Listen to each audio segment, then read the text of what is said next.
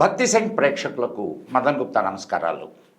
మిత్రులారా, మనం అనేక మంది లబ్ధ ప్రతిష్ఠులతో చాలా విషయాల్ని అధ్యయనం చేసినటువంటి అధ్యయన పరులతో మనం ఈ ఇష్టాగోష్ఠి కార్యక్రమాన్ని నిర్వహిస్తూ ఉన్నాం.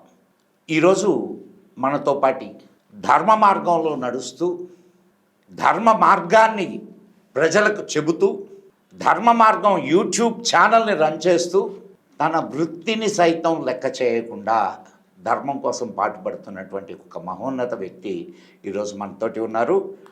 వారే డాక్టర్ భాస్కర్ రాజు గారు. అఫ్కోర్స్ భాస్కర్ రాజు గారి గురించి తెలియని వాళ్ళు ఎవరు ఉండరు అనుకోండి. అయినా పరిచయం చేయడం నా ధర్మం కాబట్టి పరిచయం చేస్తున్నాను. సార్, వెల్కమ్ టు భక్తి శంకర్ భాస్కర్ రాజు గారు. ధన్యవాదాలు మదన్ గుప్తా గారు. నిజంగా మీతోటి కలిసినప్పుడల్లా నేను ఒక ఉద్వేగానికి లోనవుతూ ఉంటానండి. ఎందుకంటే మీరు మీ వృత్తి చేసుకుంటూ అనేక పుస్తకాలను మీరు రచిస్తున్నారు, అనేక విషయాలని మీరు సాధికారికంగా ప్రజలకి చేరవేస్తున్నారు. చిన్న విషయం కాదండి అది. ఈ కార్యక్రమం మొదలయ్యేదానికి ముందు కూడా నేను సార్ మీకు టైం ఎక్కడ దొరుకుతున్నది సార్ అని. Really I appreciate your workmanship sir. మీ దగ్గర నుంచి మేమే కాదు ప్రేక్షకులు కూడా నేర్చుకోవాలి. మీ అభిమానం అండి. సార్, ఈరోజు మనం పరిస్థితి చూస్తూ ఉన్నాం. అండ్ అఫ్కోర్స్ నేషనల్ ఇంటర్నేషనల్ వైడ్గా ఉన్నటువంటి పరిస్థితులను మనం గమనిస్తే ఎట్లాగూ అఫ్కోర్స్ ఇప్పుడు కృత్రిమమైనటువంటి డిమాండ్ని సృష్టిస్తూ ఉన్నారు, ప్రజల్లో భయాందోళనలు రేకెత్తిస్తూ. ఇది అండ్ ఈ మాట నేను ఎందుకు చెప్తున్నాను అని అంటే ఒక నేపథ్యం ఉంది దాన్ని. ఇప్పుడు యాక్చువల్గా భారతదేశానికి పెట్రోల్ కొరత లేదు ప్రస్తుతానికి. కానీ నేను ఇందాక వచ్చేటప్పుడు చూస్తే మొత్తం పెట్రోల్ బంకులన్నీ ఫుల్ నిండిపోయి ఉన్నాయి, కొన్ని పెట్రోల్ బంకులు మూసేస్తున్నాయి. పెట్రోల్ నిజంగా రేట్లు పెరగలేదు, కొరత లేదు. ఈ కృత్రిమమైనటువంటి డిమాండ్ని ప్రజల్లోకి తీసుకెళ్ళి దాన్ని చేయడం అనేది కరెక్ట్ అంటారా? అంటే ఇది ప్రాపగాండా కాదంటారా? యా, సో మనం దీన్ని చర్చా కార్యక్రమం లాగానే పెడదాం మన ఇద్దరి మధ్యలో. రెండు పార్టీస్ ఉన్నాయండి దీంట్లో. ఒక పార్టీ ఏంటంటే వ్యాపారం చేసేవాడు ఎలా అంటే ఏదైనా ఇష్యూ వచ్చినప్పుడు ఆర్టిఫిషియల్ కొరతని క్రియేట్ చేసి తద్వారా దాని రేటుని పెంచి డబ్బులు ఎక్కువ సంపాదించడము, లేదంటే తను డైరెక్ట్ అమ్మక మధ్యలో ఒక బ్రోకర్ ద్వారా అమ్మడము, అలా చేయడం ద్వారా వీళ్ళు డబ్బులు సంపాదిస్తారు. ఇది ఒక కేటగిరీ. ఇక రెండో కేటగిరీ వచ్చి పొలిటికల్ ఇష్యూస్. సో బీజేపీ ప్రభుత్వం అధికారంలో ఉంది, సో దాన్ని తక్కువ చేయడానికి పొలిటికల్ పార్టీలు ఆడే నాటకం ఒకటి ఉంటుంది. సో వాళ్ళు జనరల్గా ఏం చేస్తారంటే అధికారంలో ఉన్న పార్టీని ఏదో రకంగా తక్కువ చేసి చూద్దామని ప్రాపగాండా చేస్తారు. ప్రాపగండా అనుకోండి, పొలిటిక్స్. నేను ఈ ప్రాపగాండా అనే వర్డ్ వాడడానికి వెనుక ఒక కారణం ఏంటంటే ఈ మధ్యన ఒక సినిమా రిలీజ్ అయింది, మీకు కూడా తెలుసు, దురంధర్. ఈ దురంధర్ సినిమా ప్రాపగాండా సినిమా అని చాలామంది కోడే కూస్తున్నారు. మరి ఈ కృత్రిమ కొరత ప్రాపగాండా కాదా? తప్పనిసరిగా ప్రాపగండా అండి. సార్, మీరు ఎనివే ఎలాగో విషయం వచ్చింది కాబట్టి మనం సినిమా గురించి కూడా కొంచెం మాట్లాడుకుందాం సార్. సినిమా చూసారా మీరు? నేను చూసానండి. మీకేమనిపించింది సార్? నాకు అంటే మీ విశ్లేషణ చెప్పండి నాకు. నేను దానికి వెళ్ళే ముందు మీరు ప్రపగండా అన్నారు కాబట్టి దాని గురించి కొంచెం మాట్లాడదాం. సో పెట్రోల్ బంక్లలో రష్ ఉంది, కొన్ని మూతపడ్డాయని చెప్పారు. ఇన్ఫ్యాక్ట్ నేను బయటికి వెళ్ళినప్పుడు ఎప్పుడు కూడా నా బండిని వాడను, ఆటోలోనే వస్తాను. ఆటో బుక్ చేయడానికి ర్యాపిడోలో నేను ట్రై చేసినప్పుడు 77 ఆటోస్ నా రిక్వెస్ట్ని తీసుకున్నాయి. అవును, నేను కూడా కరెక్టే. ఇప్పుడు నాది 59 ఆటోస్ నా రిక్వెస్ట్ తీసుకున్నాయి. సో ఇంత పర్టికులర్ అమౌంట్ అని చూపెట్టింది. ఆ, బట్ నేను క్యాన్సల్ కొట్టేంత వరకు ఆ 77 ఆటోస్లో 73 నా రిక్వెస్ట్ని రిజెక్ట్ చేశాయి. అంటే నేను ఒక 30 రూపీస్ కానీ ఒక 50 రూపీస్ కానీ ఆ అమౌంట్కి యాడ్ చేస్తే వాడు నా యాక్సెప్ట్ చేస్తాడు. అంటే వాడికి ఎక్కువ డబ్బులు కావడానికి కృత్రిమమైన సిస్టమ్ని ఒకటి క్రియేట్ చేసుకున్నారు. సో మరి ఇది కూడా ప్రొపగండానేగా. నేను లాస్ట్ వరకు అంటే నాకు 59 చూపించాడు సార్, 58 వరకు వెయిట్ చేశాను. 59 అది ఆటోమేటిక్గా వాడు యాక్సెప్ట్ చేశాడు. సో అంటే ఇది ఒకటే కాదు సార్, నేను ఇంకొక చిన్న అంటే మీరు ఎట్లాగో ఆ విషయం తీశారు కాబట్టి మాట్లాడుతున్నా. నేను చాలాసార్లు గమనిస్తున్నాను సార్, నేను వచ్చేటప్పుడు ఇంటికాడి నుంచి నేను స్టూడియోకి రావడానికి ఏదో పర్టికులర్ అమౌంట్ 150 రూపాయలు అనుకుందాం, ఇది 2 వీలర్ 250 రూపాయలు నాకు రానుపోను అవుతుంది, మన ఈ ఆటోకి అవుతుంది. కానీ ఇక్కడి నుంచి మళ్ళీ నేను వెనక్కి వెళ్ళడానికి 2 వీలర్కి 180 రూపాయలు, 300 రూపాయలు ఆటోకి. Same distance. నేను హౌస్ అని పెడితే చాలు. ఓకే. సో దీని మీద ప్రభుత్వాలు ఏమీ ఆలోచించవు. అండ్ ఇంకొకటి, ఒక యాప్ ఊబర్ ఒకటి అండ్ ఇంకొకటి ర్యాపిడో ఒకటి జనరల్గా యూజ్ చేస్తున్నారు. ఊబర్లో 12 కిలోమీటర్లు చూపిస్తుంది, ర్యాపిడోలో 11 కిలోమీటర్లు చూపిస్తుంది. సేమ్ డిస్టెన్స్, అమౌంట్ కూడా వేరే ఉంటుంది. సో ఐ థింక్ ప్రభుత్వం దీని మీద కొన్ని రిస్ట్రిక్షన్స్ పెట్టిందా అంటే అంతకుముందు కొన్ని యాప్స్లో ఎక్కువ అమౌంట్ చూపెడితే దాని మీద కొన్ని రిస్ట్రిక్షన్స్ పెట్టి వార్నింగ్ ఇచ్చినట్టు కూడా గుర్తు. సరే, అంటే నేను ఏకపక్షంగా అధికారంలో ఉన్న పార్టీ సైడ్ నిలబడట్లేదు. దానికి ఏముంది సార్, ఇప్పుడు మంచి చేస్తే మంచి అని చెప్పుకోవడానికి తప్పేం లేదు. ఇప్పుడు ఇటువంటి పరిస్థితులు ఉన్నప్పుడు ప్రభుత్వం చర్యలు తీసుకోవాలనే కదా మనం మాట్లాడుతున్నాం. ప్రభుత్వం చర్యలు తీసుకుంటే మంచిదే. అది కాంగ్రెస్ ప్రభుత్వం కానీ బీజేపీ ప్రభుత్వం కానీ ఎవడైనా ఒక కామన్ మ్యాన్ ఏం కోరుకుంటాడు సార్? తనకు పని చేయాలి అని కదా, ప్రభుత్వం పని చేయాలి అని కోరుకుంటాడు. ప్రభుత్వం పని చేస్తున్నప్పుడు హ్యాపీ అవుతాం, మెచ్చుకుంటాము. ప్రభుత్వం పని చేయనప్పుడు తిడతాము. సో గవర్నమెంట్ కూడా కొన్ని రిస్ట్రిక్షన్స్ పెట్టింది, కొందరికి వార్నింగ్ ఇచ్చింది. ఈవెన్ ఐ థింక్ లోకల్గా ఆర్ ఇండియాకి సంబంధించిన ఒక యాప్ని కూడా ఏదో లాంచ్ చేద్దామన్నట్టు ఒకటి న్యూస్ కూడా విన్నాను. సో పొలిటిక్స్కి వద్దాం. నాకు తెలిసి హిమాచల్ ప్రదేశ్లో కాంగ్రెస్ గవర్నమెంట్ ఉంది. అవును సార్. హిమాచల్ ప్రదేశ్ గవర్నమెంట్ అప్పుల్లో ఉంది బాగా. చాలా చిన్న రాష్ట్రం అది. అప్పుల్లోకి వెళ్ళింది. ఎలాంటి పరిస్థితి వచ్చిందంటే జీతాలు ఇచ్చే పరిస్థితి లేదు. సో వాళ్ళు ఎమ్మెల్యేలు, మినిస్టర్లు వాళ్ళ శాలరీని కూడా కట్ చేస్తున్నారు. ఈ ప్రభుత్వం పెట్రోల్ మీద 5 రూపాయలు పెంచింది లాస్ట్ 1-2 డేస్లో. ఒక పక్క వీళ్ళు పెట్రోల్ లేదని ప్రచారం చేస్తున్నారు. మీరు పొలిటిక్స్ ఆడండి, ప్రాబ్లం లేదు.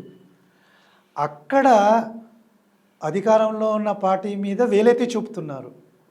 మరి మీరు ఏ రాష్ట్రంలో అయితే అధికారంలో ఉన్నారో అక్కడ 5 రూపాయలు పెంచేశారే, దాన్ని మరి వీళ్ళు క్రిటిసైజ్ చేయరా? అంటే న్యూట్రల్ మీడియా అని అంటున్నాం sir. Major part of the tax state ట్యాక్సే మేజర్ పార్ట్ ఉంటుంది సార్. ఇది పెట్రోల్ దాంట్లో దాదాపు 40 రూపాయలు అంటే గవర్నమెంట్, అంటే లోకల్ గవర్నమెంట్ సెంట్రల్కి కొంచెం వెళ్తుంది, సెంట్రల్కి కొంచెం వెళ్తుంది. So majority tax. సో ఇక్కడ డబుల్ స్టాండర్డ్ అంతా ఏంటంటే ఒక పార్టీ ఎదుటి పార్టీని ప్రశ్నిస్తుంది, కానీ తానేం చేస్తుంది అంటే రేట్లు పెంచేస్తుంది. సేమ్ అదే చేస్తుంది. కానీ వీళ్ళు వేరే వాడిని ప్రశ్నిస్తారు. ఇది హిపోక్రసీ. సో ఈ హిపోక్రసీ అనేది చాలా పార్టీలు చేస్తాయి. నేను ఆ పార్టీ ఈ పార్టీ అని చెప్పను, బట్ అందరూ చేస్తారు. పొలిటిక్స్ ఆడండి. ఇక్కడ ప్రాబ్లం అంతా ఏంటంటే ఒక గవర్నమెంట్ని ఇబ్బంది పెట్టాలి. ఇప్పుడు పొలిటికల్ పార్టీ సార్ ఏది ఎట్లున్నా ప్రజల్ని ప్యానిక్ చేయకూడదు సార్. చేయకూడదు. ప్రజలు ప్యానిక్ అయ్యారనంటే అది చాలా ఇబ్బందులకి దారితీస్తుంది. సరే, ప్రజల్ని ఇబ్బంది పెట్టడమే కాదు, ఒక పార్టీ ఉంది, 2 పార్టీలు ఉన్నాయి, ఆపోజిషన్ ఉంది, ఈ పార్టీ ఉంది అనుకుందాం. వీళ్ళకి నేషన్ అనేది ముందు ఉండాలి, రాష్ట్రము మన దేశం అనేది ముందు ఉండాలి. కానీ ఇప్పుడు ఎలా జరుగుతుందంటే అధికారంలో ఉన్న పార్టీని ఇబ్బంది పెట్టడానికి నేను ఏవైనా గిమ్మిక్స్ ఆడతాను, పాలిటిక్స్ ఆడతాను. ఒక ఉదాహరణ ఇస్తాను. ఇప్పుడు అమెరికా అండ్ ఇజ్రాయెల్ ఇవి ఒక పక్క. బేసిక్గా ఇజ్రాయెల్కి కూడా కొంచెం ఇరాన్తో ప్రాబ్లం ఉంది. ఎందుకంటే ఇరాన్ అనే దేశాన్ని ఎందుకు ఇరాన్ ఎగ్జిస్టెన్సే ఇజ్రాయెల్ ఎగ్జిస్టెన్స్కి ప్రాబ్లం. వాళ్ళు ఇరానీస్ యూదులందరినీ పూర్తిగా నాశనం చేయాలా అనేది వీళ్ళ టార్గెట్.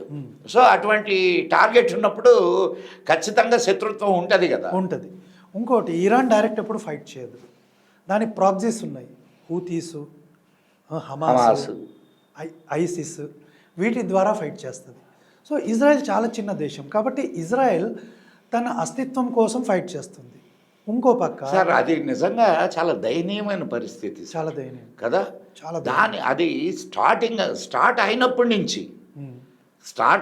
నుంచి నేటి వరకు ప్రశాంతమైన జీవితాన్ని జీవించినటువంటి దాఖలాలే లేవు. ఎగ్జాక్ట్లీ. మొత్తం వాళ్ళు నిత్య పోరాటం. అందుకే కదా అక్కడ ఈవెన్ అమ్మాయిలు, స్త్రీలు కూడా గన్లు పట్టుకొని తిరుగుతారు. ఎందుకు అని అంటే వాళ్ళ ఎగ్జిస్టెన్సే అంత ప్రమాదంలో ఉంది. కానీ మన దగ్గర ఉన్న లెఫ్ట్లిస్ట్లు ఏమంటారండి, ఆ అమ్మాయి గన్ పట్టుకుంది కాబట్టి ఆమెని చంపేయచ్చు. అంటే ఏం నెరేటివ్ ఇది? ఇక సరేలేండి, మన వాళ్ళ నెరేటివ్స్ చాలా గొప్పగా ఉంటాయి. ఎందుకంటే ఇప్పుడు హమాస్ని వైపౌట్ చేయడానికి యుద్ధం చేస్తుంటే చూడు దారుణమైనటువంటి అరాచకాలు చేస్తున్నారు ఇజ్రాయిల్, భయంకరంగా ప్రవర్తిస్తున్నారు. అంతకుముందు 2000 మందిని వాళ్ళు హమాస్ వాళ్ళు చంపితే నోరెత్తని కుక్కలు ఇప్పుడు మాట్లాడు ఈరోజు బోబో అంటాయి.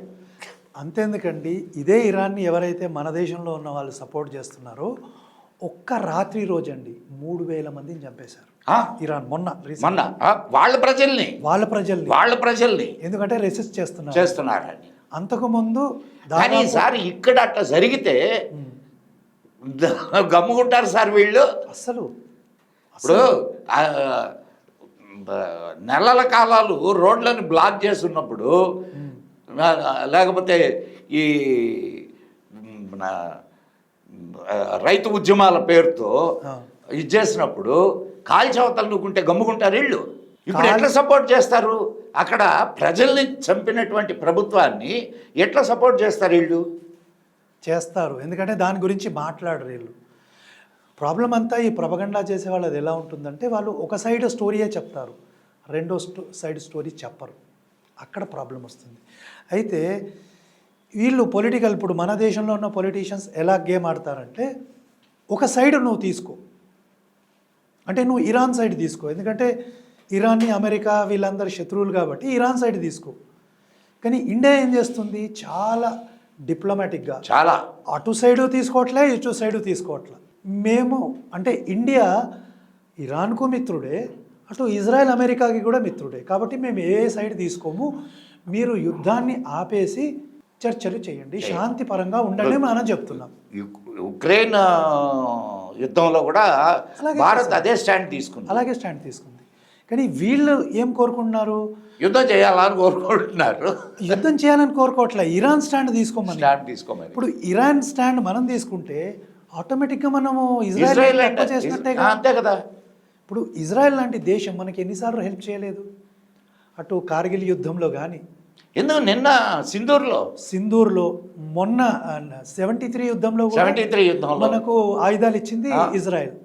సో ఇజ్రాయెల్తో మనం డైరెక్ట్ చేసుకోలేము. ఇప్పుడు మన దేశ ప్రయోజనాలు ముఖ్యం సార్. ముఖ్యం. మనకు ఎవడెట్టపోతే మనకేంటి, ఆడు కొట్టుకు వస్తున్నారు, చావనేయండి. ఇంకోటి, ఈ యుద్ధాన్ని మనం మొదలు పెట్టాల, మనం మొదలు పెట్టాలి. వాళ్ళు మొదలు పెట్టుకున్నారు, వాళ్ళకి ఇష్యూస్ ఉన్నాయి, లెట్ దెమ్ ఫైట్. కానీ దాంట్లోకి పోయి మనం ఒక సైడ్ తీసుకోవాలి, ఒకరిని సపోర్ట్ అసలు అవసరమే ఉన్నది. ఇప్పుడు దానివల్ల నీకొచ్చే ప్రయోజనం ఏంటి? నీకు సపోర్ట్ చేయడం వల్ల లేదా అపోజ్ చేయడం వల్ల you will be the loser. వీరికి కావాల్సిందే అది. మన దేశంలో ఉన్న పొలిటికల్ పార్టీకి ఏం కావాలి? ఇజ్రాయెల్ మధ్యలో, అమెరికా మధ్యలో మనకేదైతే సంబంధాలు ఉన్నాయో అవి చెడిపోవాలి, అది వీళ్ళు కోరుకుంటున్నారు. కానీ మనం ఏం చేస్తున్నాం ఇప్పుడు? ఇది రైట్ స్టాండ్ కూడా. మనం ఏం చేస్తున్నామంటే మనం అటు సైడ్ కాదు, ఇటు సైడ్ కాదు. సార్, ఇండియా ఫామ్ అయిన నాటి నుంచి, అంటే 1947 అధికార బదిలీ జరిగిన నాటి నుండి ఈ రోజు వరకు బ్యూటిఫుల్ డిప్లొమసీని నేను ఇప్పటిదాకా చూడలేదు సార్. నాకు కూడా అదే. ఇంత అద్భుతమైన డిప్లొమసీ నిజంగా we have to appreciate Jaishankar. అయినే కదండి, టాప్ లెవెల్లో కూడా అందరూ అలాంటి డిప్లొమసీ ఫాలో చేస్తున్నారు. ఇది చూడండి, వీళ్ళు యుద్ధం స్టార్ట్ చేయడం చాలా ఈజీ సార్. స్టార్ట్ అంటే స్టార్ట్ అయిపోద్ది, కానీ ఆపడం ఫుల్ స్టాప్ ఎక్కడ? చాలా కష్టం. ఇప్పుడు చూడండి, ఉక్రెయిన్ పరిస్థితి, రష్యా స్టార్ట్ చేసింది, ఈరోజు పీకోలాగ్ గీకోలాగ్ వస్తుంది, దాన్ని ఆపలేదు, ముందుకు పోలేరు, కంటిన్యూ చేయలేదు. ఇప్పుడు ట్రంప్ అదే పరిస్థితి, మొదలుపెట్టారు యుద్ధం, ఎక్కడ ఆపాలో తెలియదు సార్. ఎక్కడ ఆపాలో తెలిసిన వాడే గొప్పడు సార్. అది మనం సింధూర్ విషయంలో చేసాం. 48-72 అవర్స్లో యుద్ధం ముగిసిపోయింది. ప్రతి దేశము, అమెరికా, చైనా కానీ ప్రతి దేశము ఈ యుద్ధం సాగాలి, ఎకనామికల్గా భారతదేశం దెబ్బతినాలి అని కోరుకున్నాయి. వాళ్ళ అత్యాశల్ని పటాపంచలు చేస్తూ 72 అవర్స్లో ముగిచేసాం. తిరుగులేని దెబ్బ కొట్టాం పాకిస్తాన్ని. అదే చైనా ఏడుస్తుంది. ఇప్పుడు we have target, so target fulfil అయిందా లేదా? That's enough. ఇప్పుడు సింధూర్లో టార్గెట్ ఫుల్ఫిల్ అయింది, ఇంకా మనకు యుద్ధంతో పని లేదు. మళ్ళా ప్లస్ అల్టిమేటం కూడా ఇచ్చారు మన వాళ్ళు, ఏంటి, మీరు మళ్ళా ఇటువంటి అటాక్స్ చేస్తే we treat it as war. అవును, ఒక్క మాట చెప్తాను సార్, ఈ దేశం రాముడి దేశం, ఈ దేశం కృష్ణుడి దేశం, ఈ దేశం చాణక్యుడి దేశం. కాబట్టి దౌత్యం ఎలా చేయాలో మనం వేరేళ్ళ దగ్గర నేర్చుకోవాల్సిన అవసరమే లేదు. అందుకే ఆపరేషన్ సింధూర్ వాజ్ సక్సెస్ఫుల్. మనం ఏ టార్గెట్ని అయితే అచీవ్ చేయాలనుకున్నామో అది చేశాము, ఆ యుద్ధం నుంచి బయటపడ్డాము. ఎంత దెబ్బ కొట్టాలో అంత దెబ్బ కొట్టాము, సైలెంట్ ఊరుకున్నాము. అక్కడ ఆపినందుకు కూడా వీళ్ళకి బాధ అయింది. ఎవరో ఆపిచ్చారు, ఫోన్ చేశారు అంటే దౌత్యం వీళ్ళకి తెలియదని కాదు, వీళ్ళకి నిజంగానే తెలియదు. కానీ వీళ్ళు ఎప్పుడు కూడా భారతదేశం బాగుండాలి, బలంగా ఉండాలని కోరుకున్నారు. ముక్కలు కావాలని కోరుకునేటటువంటి కమ్యూనిస్టులు, ఒక కమ్యూనిస్టులే కాదు, ఈవెన్ కాంగ్రెస్ కూడా మీరేం తక్కువ ఇది చేయకండి. ఈ దేశం ముక్కలు కావాలని కోరుకుంటున్నటువంటి వాళ్ళు. నేను ఒక పెద్ద స్టేట్మెంట్ ఇస్తాను. ఇప్పుడు 2014లో కనుక మోదీ గారు రాకపోయి ఉంటే కాశ్మీర్ కానీ అరుణాచల్ ప్రదేశ్ కానీ మన దేశంలో ఉండేవి కాదు. ఎందుకంటే అవి ఒకటే కాదు, ఇంకా అనేక, ఇప్పుడు బెంగాల్ పరిస్థితి ఏంటి? బెంగాల్ మన రాష్ట్రపతి పోతే కనీసం ఆమెకు రెస్పెక్ట్ కూడా ఇవ్వాల. దాన్ని ఒక దేశంగా చేయాలా అనేది వాళ్ళ కోరిక. అంతెందుకు సార్, మదర్సాల బడ్జెటే 5,200-300 కోట్లు పెట్టింది ఆమె. మరి ఎవరిని ఉద్ధరిద్దామని. సో ఇలాంటి నా ప్రాబ్లం అంతా ఏంటంటే, రాజకీయం చేయండి నాయన, కానీ దేశాన్ని వీక్ చేసే రాజకీయం మాత్రం చేయకండి. దానివల్ల మన దేశమే బలహీనపడుతుంది. ప్రాబ్లం అంతా ఏంటంటే, ఈ దేశం ఉంటేనే నువ్వు ఎమ్మెల్యే, ఎంపీ. దేశమే లేకపోతే ఏమవుతాడు వాడు? వాళ్ళకి అర్థం కావట్లేదు కదా, ఏం చేస్తాం మరి? ఇప్పుడు ఎమ్మెల్యేలు, ఎంపీలు, మంత్రులు, ముఖ్యమంత్రులు, ప్రధానమంత్రులు అంతా దేశం ఉంది కాబట్టే. దేశమే లేని రోజు మనం ఎక్కడ ఉంటాం? మీ మెడలో బెల్ట్లు వేసి కుక్కల్ని ఎట్లా లాక్కుపోతారో అట్లా లాక్కుపోతారు. నేను ఒకటే ఏమనుకుంటానంటే, బలమైన రాజకీయ పార్టీ, బలమైన నాయకుడు మనకు ఉన్నాడు ఈరోజు. ఆయన మీద భారం వేసి ఆయన వెంటుందాం. కానీ ఆయన్ని బలోపేతం చేయడం కూడా చేయాల్సిన అవసరం కూడా ఉన్నది సార్. ఉంది. ఇప్పుడు అది ప్రజల వంతు. అవును. అండ్ సార్ మనం పక్కదోవ పట్టేసాం. సో ఇప్పుడు ప్రాపగాండా నుంచి యా. సో ఇప్పుడు మీరు చెప్పిన ప్రపగండా దగ్గరకు వద్దామండి. సో మీరు చూడలేదనుకుంటా ధురంధర్ 1 కానీ 2 కానీ. ధురంధర్ 1 చూశాను నేను. ధురంధర్ 2 ఇంకా నాకు చూసే ఓకే. అవకాశం దొరకలేదు. బాగా ప్రోగ్రామ్స్ అవి బిజీగా ఉన్నాయి. ఓకే. సో వీళ్ళు జనరల్గా లెఫ్టిస్టులు కానీ లేకుంటే ఇస్లామిక్ గ్యాంగులు కానీ ప్రపగండా అంటారు. అంతకుముందు కాశ్మీరీ ఫైల్స్ని ప్రపగండా అన్నారు, బెంగాల్ ఫైల్స్ని ప్రపగండా అన్నారు, కేరళ స్టోరీని ప్రపగండా అన్నారు. సో మనం మాట్లాడుకుందాం సార్, మనసు విప్పి మాట్లాడుకుందాం. 5 లక్షల మంది కాశ్మీరీ హిందువులని, పండితులనను వాళ్ళు హిందువులు, ఎస్, వాళ్ళని కాశ్మీర్ నుంచి వెలగొట్టలేదా? వేల మందిని చంపలేదా? మానభంగాలు చెయ్యలేదా? అది ప్రపగండానా? ఈరోజు కూడా అది చెబితే ప్రాపగాండా, చేస్తే ప్రాపగాండా కాదు. చాలా బ్రహ్మాండమైన లాజిక్ ఇది. నాకు ఇంతవరకు అర్థం కాలే. కేరళలో లవ్ జిహాద్ అనే పదాన్ని వాడింది కేరళ హైకోర్టు. రాజకీయ నాయకులు కూడా కాదు. ఇలా జరుగుతుంది అని కంప్లైంట్ ఇచ్చిన వాడు ఒక బిషప్. హిందూ కాదు, ఆర్ఎస్ఎస్ వాడు కాదు. తర్వాత బెంగాల్ ఫైల్స్లో, అంటే బెంగాల్ ఫైల్స్ సినిమాలో ఏ విషయాలైతే జరిగాయో అవన్నీ కూడా ఆధారమైన ఏదైతే చారిత్రకమైన విషయాలు ఉన్నాయో అది డైరెక్ట్ యాక్షన్ డే మీద ఆధారపడింది. దాన్ని చేసింది సొహరావర్ది అనే నీచ నికృష్టుడు. అది ప్రపగండానా?